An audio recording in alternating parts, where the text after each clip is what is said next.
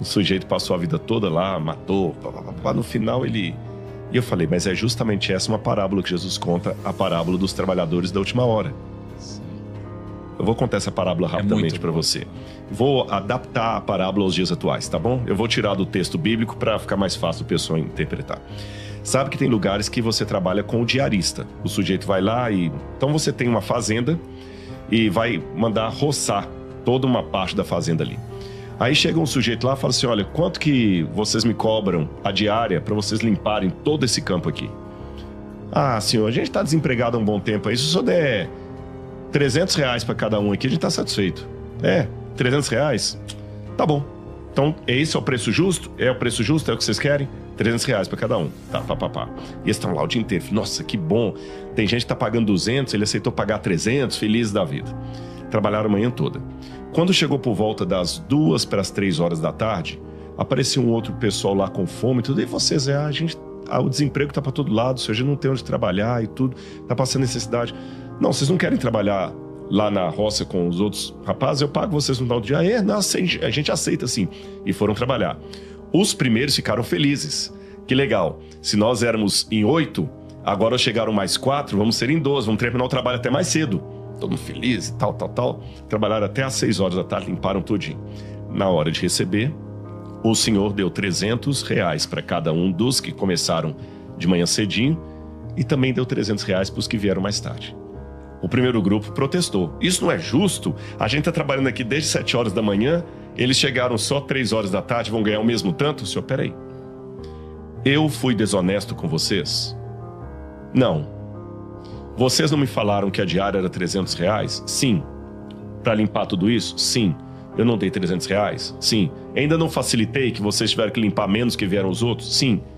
Se eu quero dar 300 para eles, eu não estou devendo nada para vocês. Ou seja, o dono do dinheiro sou eu. Eu faço com ele o que eu quiser. Não são vocês. Se vocês que determinam quanto que eu pago para cada um, vocês que são dono da fazenda e não eu. Então, eu não estou te devendo nada e dou para ele o que eu quiser. Se eu quiser pagar o dobro, eu pago. Ou seja, de acordo com a lei, você não pode pagar menos do que a lei exige. Porém, mais você pode. Concorda comigo? Uhum. Sim. Então, Jesus comparou isso à salvação.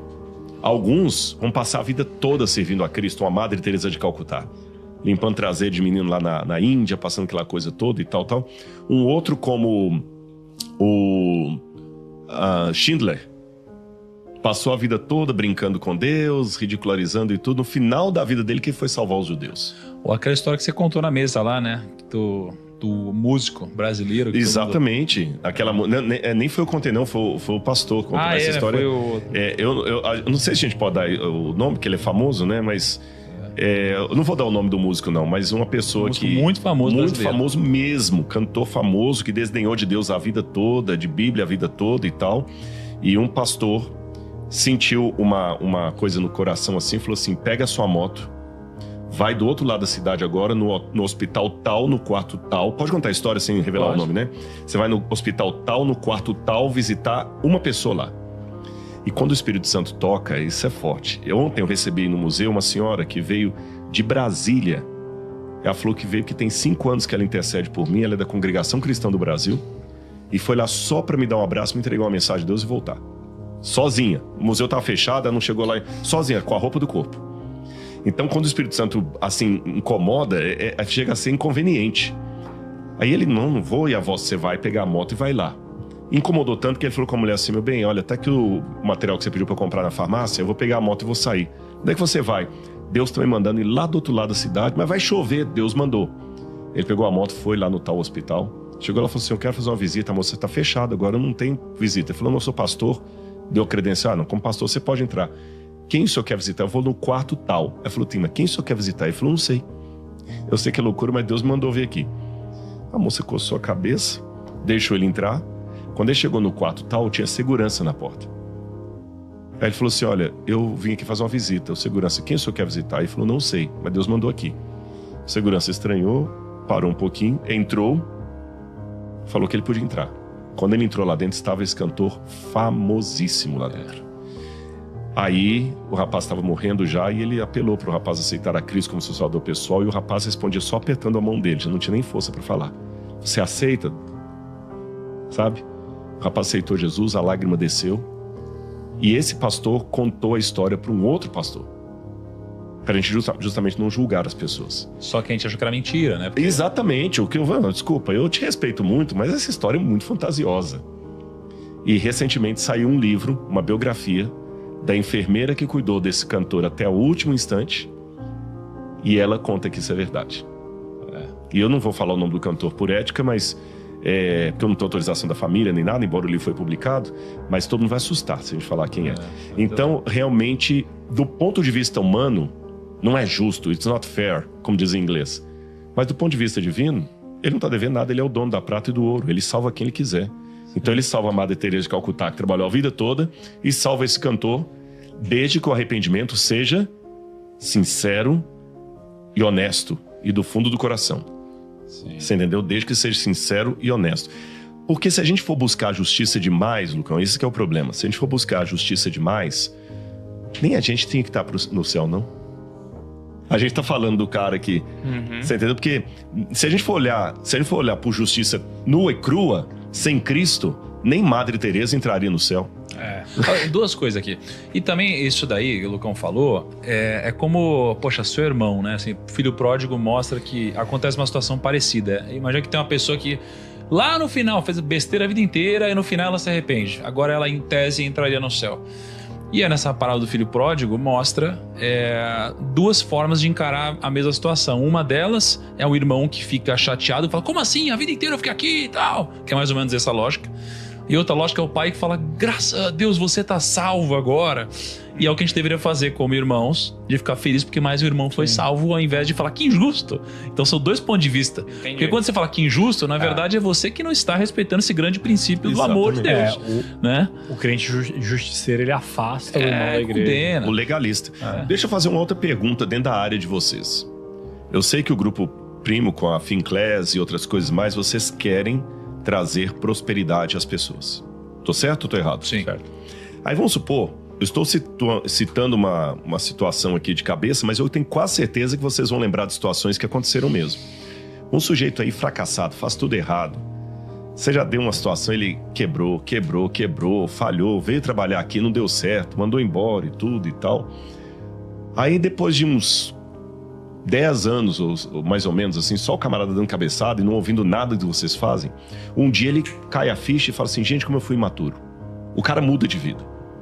E até vem aqui, começa a fazer os cursos, faz a Finclass, bota tudo em prática, e daqui a pouquinho um camarada prospera e fica com o mesmo patrimônio financeiro de vocês. Isso vai te trazer alegria ou tristeza? Alegria. Mas não é justo. Vocês estão trabalhando há 10 anos para ter esse patrimônio. Não tão evoluído assim. Vocês estão trabalhando 10 anos, o camarada chegou agora e conseguiu a mesma coisa. Eu tô há 10 anos, eu consegui o que eu consegui, mas demorou 10 anos. O cara num estalo, em 2 anos ele recuperou. Uma vez que fala, não sou tão evoluído, mas no fundo você vai ficar, sabe por quê? Se ele for resultado da Finclass... Não, beleza. Sim, mas olha que interessante. O lema do Primo tá dando certo. A gente transformou uma pessoa. Sim. Se a gente transformou ele, a gente transforma qualquer um. Exatamente. E aí já vira depoimento, Lucão, já vende mais, olha que coisa boa. Não, já vira, não, verdade. Mas olha bem, já vira depoimento. Olha, você acha que não dá certo pra você? Esse camarada aqui, a gente ficou 10 anos batalhando com ele sem dar nada. Agora, tá tão rico como eu. Ou seja, isso não dá motivo de tristeza. Eu consegui. Inclusive, a gente tá falando do Léo. Entra no depoimento do Léo, por favor. Eu nem sei quem é Léo, viu, Léo? Um abraço pra você, se a gente conhecer. Olha só, o que o Lucão falou agora. Cara, a gente tá demorando pra entrar, mas aqui tá legal, pô. O que o Lucão fez agora é muito especial. Ele falou assim, não sei se eu sou tão evoluído assim. E aí, cara, o que eu penso é o seguinte, o cristão não é o cara que fala, não, mas você tem razão, eu deveria admirar mesmo isso.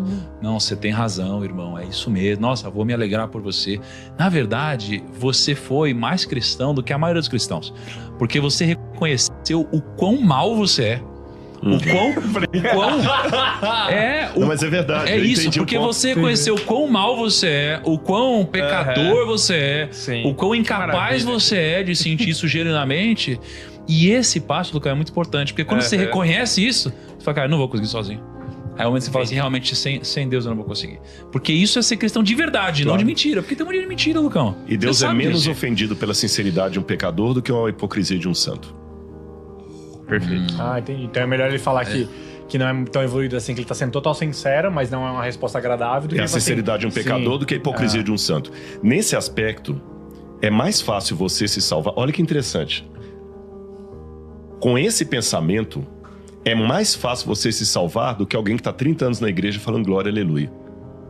Porque ele é crente demais para admitir os podres dele. Nossa, isso daí é pesado. O cara é crente demais. Ou seja, o Lucão é o mais crente de nós todos aqui. Eu sou escolhido. Em resumo. Muito bom. Olha só, eu tava almoçando com um judeu agora antes de a gente vir aqui, e aí ele tava me contando uma história que eu achei muito interessante, porque tava falando sobre Judas, e Judas se suicidou. Hã? Eu acho que toda vez que você falar Judas, eu vou falar assim, puta, meu Judas. É loucura. Cagada. Não, pensando Judas, X9, né? Tem sempre... Sim. E aí, esse judeu, amigo meu, tava falando que Judas se suicidou, e ele tava me contando uma história, que a gente foi pra Israel, e ele falou que perto do Mar Morto tem um lugar chamado Massada. Né? E ele disse o seguinte, o judeu ele não pode se matar. É verdade. Ele não pode se suicidar, o judeu. Porque ele diz que se ele se mata, ele não pode ser enterrado no cemitério judaico, porque ele não pode tirar a vida, já que quem deu a vida foi Deus. Então ele não pode fazer isso. Ele não pode tirar a vida porque é Deus que deu a vida, né? E ele estava contando, é tão profundo e enraizado isso nos judeus, que ele estava contando que teve um conflito em Massada, onde os judeus lutaram contra os romanos. E aí eles estavam numa espécie de um forte. E aí, no final das contas, sobraram alguns judeus, eles estavam perdendo essa batalha e eles iam morrer todos. Contaram para todo mundo, que havia ali quase 1.000 pessoas, 900 e alguma coisa. E quem contou essa história foram 2 mulheres e 4 crianças que sobreviveram. Nossa. E elas contaram para Flávio José, e Flávio José contou. Eles fizeram um sorteio entre eles lá, o açougueiro chegou e explicou como é que degolava. Então eles selecionaram 10 entre eles que iriam degolar todo mundo. Deram autoridade que é da família. Aí deram um banquete, puseram as crianças para dormir e saíram passando ali, né? E até o último... Caraca, cara. Comentou. Caraca, isso, hein, meu? Bizarro isso.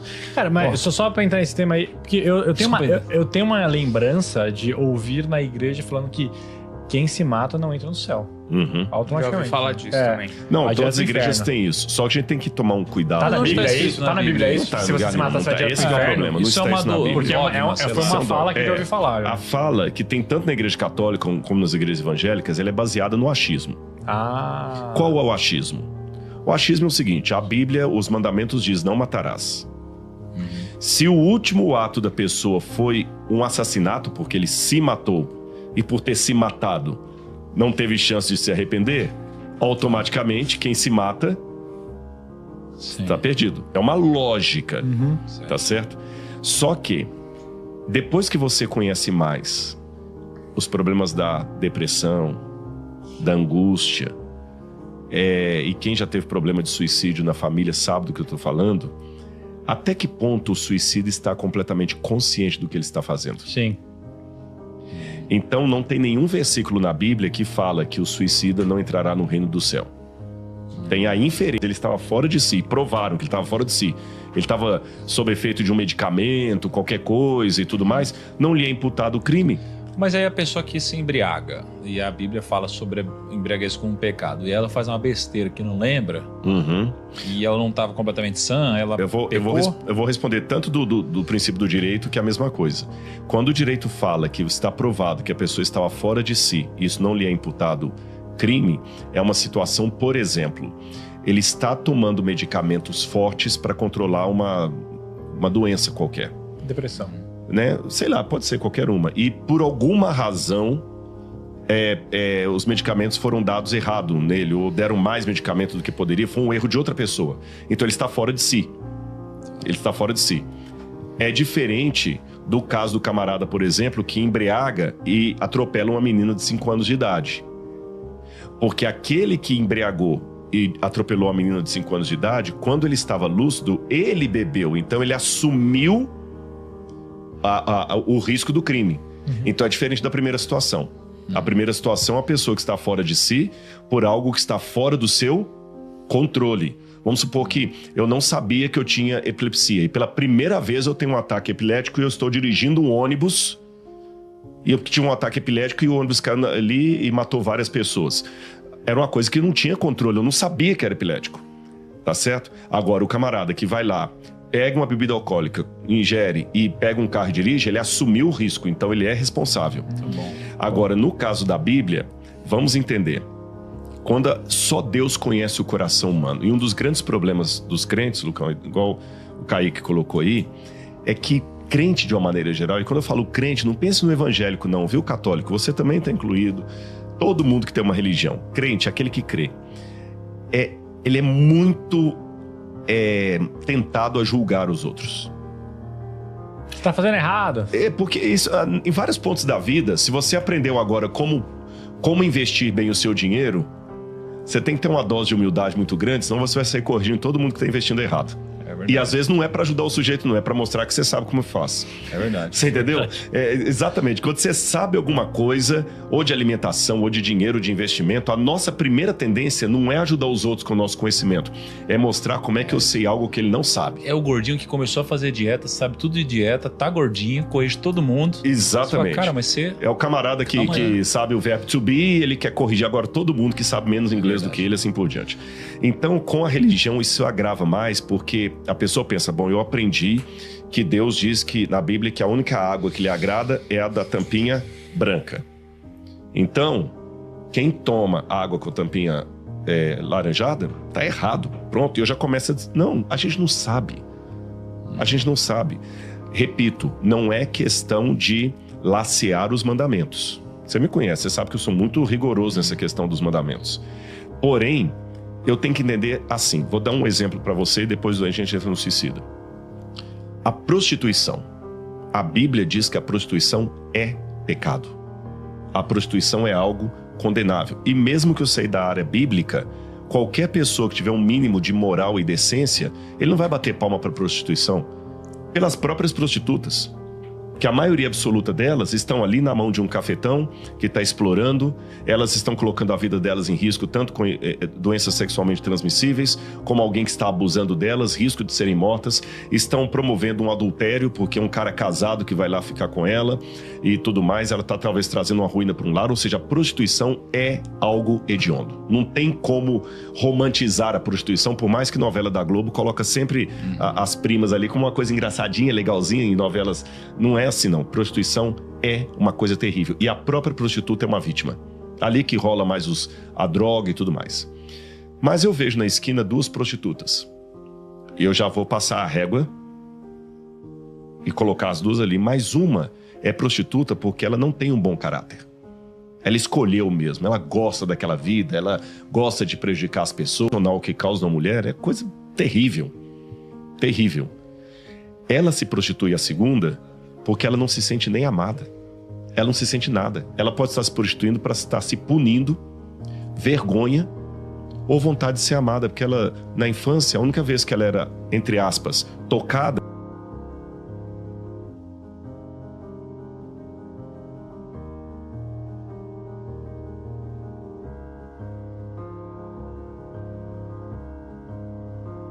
era quando alguém vinha abusar dela. Então a cabeça dessa menina não é a mesma cabeça da minha esposa, que graças a Deus nunca passou por isso. A Laura tem uma cabeça diferente dessa menina. A Laura não passou por isso, a Laura não teve essa infância. As duas estão na esquina, mas uma é uma vítima, a outra não. Aí o pé fala assim, prostitutas não entrarão no céu. Aí quando eu chego lá eu me surpreendo que aquela segunda conseguiu a salvação, mas e aquele pastor, aquele padre, não. Jesus fala assim, você não sabe como é que o Espírito Santo estava trabalhando no coração dela? Mas se ela era uma vítima e estava sofrendo ali, Senhor, por que ela não largou a prostituição e não veio para a igreja? Aí eu respondo com uma frase de Philip Yancey. Às vezes é mais fácil achar sexo na esquina do que um abraço dentro de uma igreja. Olha só. Então, às vezes, Jesus não a trouxe para a igreja, é porque a igreja, com tanto julgamento, não está preparada para recebê-la. Então a única coisa que o Espírito Santo pode fazer é trabalhar o coração dela. E Jesus falou assim, prostitutas e pecadores estão chegando mais próximo do reino de céu do que vocês, estão mais fácil de se arrepender do que vocês. E assim vai também com o suicida. Eu, quando tem situações de pessoas que se mataram, eu só oro, choro com a família se eu puder, e digo assim, eu não sei como é que estava a cabeça da pessoa. E vai que no último instante, no último segundo, quando ele estava já sentindo que a morte ia chegar, ele disse, 30 moedas na época dava para comprar um escravo pequeno. E um campo, né? Um campo. Um escravo. E um campo. Agora, sabe qual que seria esse campo? Raquel Demar. Raquel Demar é uma palavra aramaica que significa campo de sangue. Sabe onde provavelmente ficava esse campo de sangue?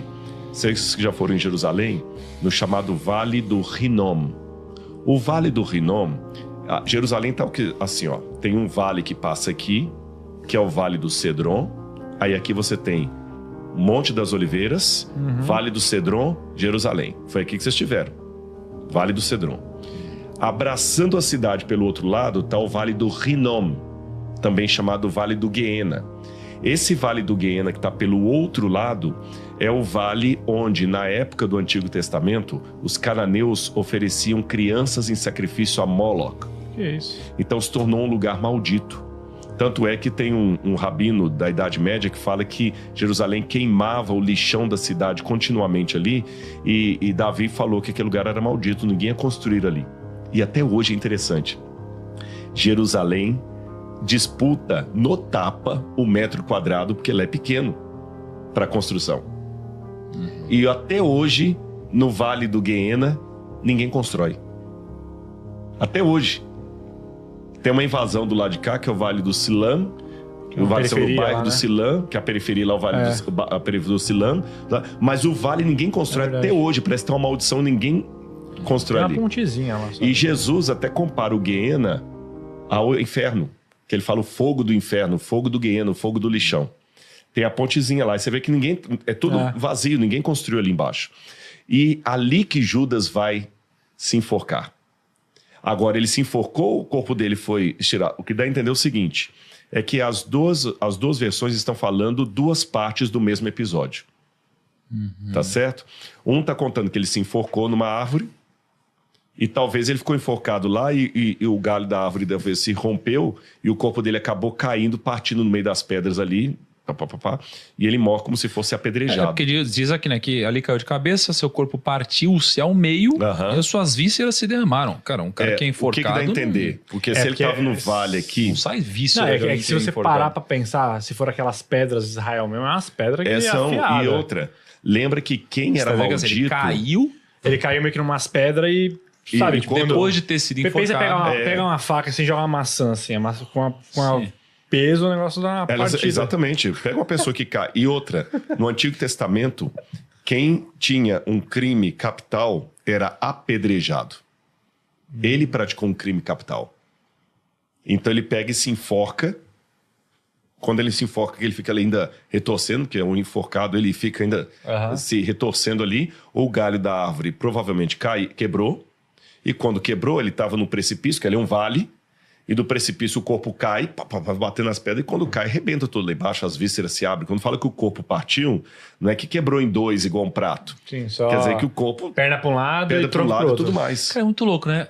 O que aconteceria se alguém apontasse uma arma na sua cabeça e te obrigasse a entregar onde eu tô pra me sequestrar? Atira. Não, pô. Não, ok, muito obrigado. Eu te respondo com a história. Porque a única diferença aqui, não única, né? Mas assim, tirando que é Jesus de um lado e tal, mas é que de um lado você tá sendo obrigado, se você não fizer isso, é você, a sua família, sei lá, né? E Jesus do outro lado. Mas eu não sei se Judas foi obrigado a entregar. Não, ele não foi. Não, mas ele tá colocando uma situação assim. Uma situação onde você é obrigado e você acaba entregando. Sim. Porque ele falou que isso é um crime capital. Sim. Não é um pecado. Será que isso daqui se enquadraria assim? Eu vou responder com a história. Você, de si mesmo, tende à covardia. E o Rodrigo e todo mundo. Porque nós somos covardes. Nós tendemos à covardia. Mas, quando você está com o Espírito Santo, você consegue fazer coisas que na situação normal você não faria. Então, respondendo com a história, você tem centenas e centenas e centenas e centenas de cristãos que estiveram exatamente nessa situação. Sim, ou você nega Jesus e oferece sacrifício a César, ou você vai morrer. E como é que você vai morrer? Crucificado, ou queimado numa estaca, ou jogado da Damnatio ad Bestias, que fala em latim, jogado para as feras lá no Coliseu, como o Coliseu teve cristãos que morreram lá, e em outros círculos romanos, círculos máximos. O que você escolhe? E você teve alguns que realmente voltaram atrás, mas a maioria morreu por Jesus. Não porque eram mais corajosos do que nós, mas eles tinham o Espírito Santo. Então, lembra que eu falei do amor? O mesmo amor que... Vou colocar a situação aqui. O mesmo amor que diferencia você, que antes tinha preguiça de acordar às 6 horas da manhã para ir para a academia, e acorda 3 horas da manhã para verificar a febre da sua criança. Interessante nessa mudança. Que eu acho que aí entra naquela questão do espiritual com o físico. Eu acho que dá uma mudança até hormonal na gente. Sim. Até hormonal, tudo. O mesmo amor que provoca isso, do Espírito Santo, provoca em você uma coragem que de outra forma você não teria. E há relatos maravilhosos, do ponto de vista da coragem, da honestidade, de cristãos que falavam assim, como Policarpo, não precisa me amarrar na estaca não, que eu não vou sair correndo. E morreram glorificando a Deus. E, cara, morrer queimado deve ser a pior coisa que tem. Ó, Rodrigo, isso tá muito difícil pra mim de entender, porque assim, ó, Deus tá comigo aqui. Se alguém vem e fala assim, se você não falar que você não acredita em Deus, eu vou atirar. Fala assim, porra, meu Deus, vou falar que eu não acredito aqui, mas não precisa, eu preciso morrer por causa disso. E aí eu pego, falo e não morro. Cara, assim, eu preciso... Para eu acreditar em Deus, eu preciso fazer isso? Haverá uma situação, momentos... Porque, assim, eu sei que na história isso teve, mas claro. Não era mais simples você dizer, dar uma palavra de conforto, mas continuar acreditando e seguindo os... Qual que é essa... Tá, a dinâmica é o seguinte, é que a partir do momento que qualquer coisa se torna um motivo para eu pecar, negar a Cristo, a gente cai justamente no mesmo enredo de alguns que falam o seguinte, pô, eu amo a minha mulher, mas a gostosona me deu bola. Ah, mas é muito diferente. Não é, pro cara mundano, porque aqui não. você tá pecando. Pro cara mundano, não. Pro cara mundano, então é o seguinte, olha... Se o cara me matar porque eu falei isso, porque eu fiz daqui... Sim, cara... mas assim como você tá dando uma argumentação, é uma questão de vida ou morte, o sujeito vai falar o seguinte, olha, é uma questão de... Eu tava com vontade, eu fazer ou não fazer, mas tudo bem, eu mas entendo. Mas é um desejo contra sobreviver. Mas vamos pegar o sobreviver. Vamos pegar o sobreviver, então. Isso dá um podcast tá inteiro. Certo? Vamos pegar o sobreviver, então. Ou você entrega os judeus para Hitler, ou vou matar toda a sua família. Aí você entrega os outros lá. A lógica é óbvia. Na prática é sempre difícil, né? Humanamente, eu não vou agora arrotar um peru aqui, sabe? Como frango e arrota peru aqui, fala, não, Thiago, você tem que ter a sabedoria de Cristo. Não. Eu tô admitindo com você, tô no mesmo barco. Beleza.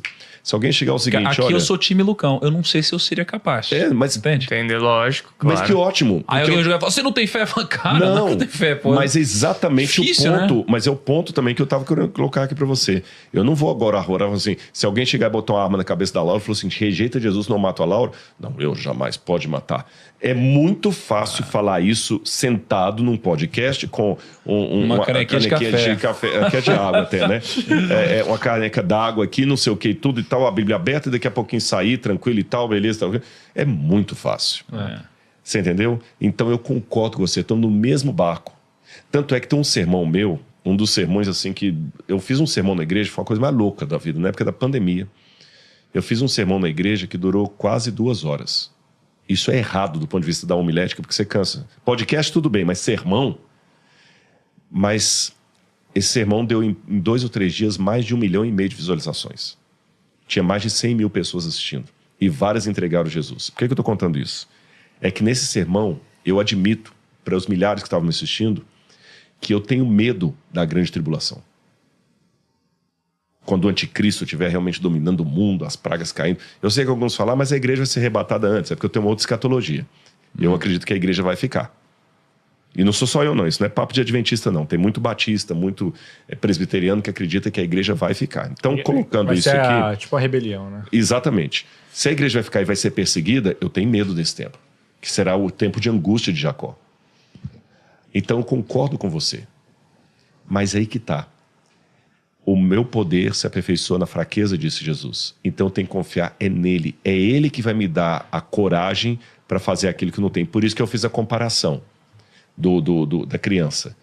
O mesmo Rodrigo, que hoje tem preguiça de acordar às 6 horas da manhã para malhar, vai ter uma energia para acordar 3 horas da manhã para verificar a febre de criança. É isso, trocar uma fraldinha. Porque o amor. Então, esse mesmo amor vai te dar, no momento crucial, a coragem e o discernimento de fazer aquilo que fora do momento crucial você não teria competência ou condição de fazer.